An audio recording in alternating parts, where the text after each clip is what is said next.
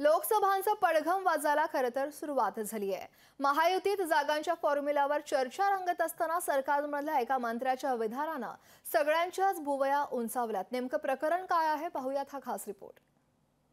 जवळपास जेवढे शिंदे गटाचे आमदार आलेले आहेत त्यांच्याप्रमाणे आम्हाला पण न्याय मिळाला पाहिजे।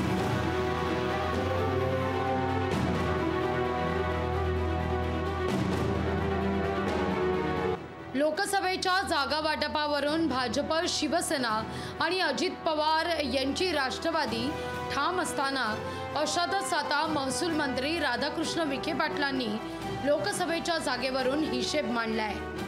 लोकसभेकरता महायुतीचे उमेदवार दिल्लीत ठरवले जातील असं सांगतानाच याविषयी एकनाथ शिंदे आणि अजितदादांची तक्रारच नाही असंही विखेंनी सांगून टाकलंय।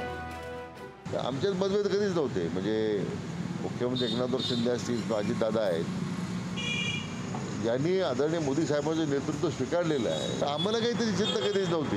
आमच्यातल्या जागा वाटपाट निर्णय करण्यामध्ये माननीय मुख्यमंत्रीजी, माननीय देवेंद्रजी, अजितदादा सक्षम आहे।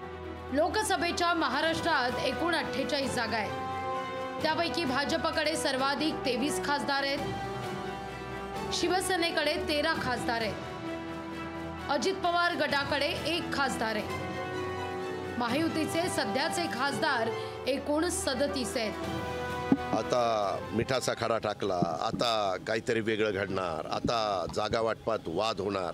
काही तुम्ही तसलं डोक्यात आणू नका, काही वाद होणार नाही। आता दादा काय किंवा विखे पाटलांचं आजचं वक्तव्य काय?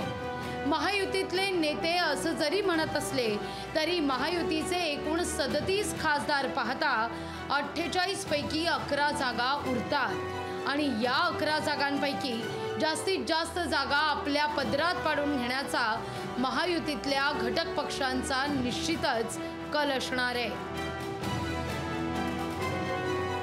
ब्युरो रिपोर्ट, लोकशाही मराठी।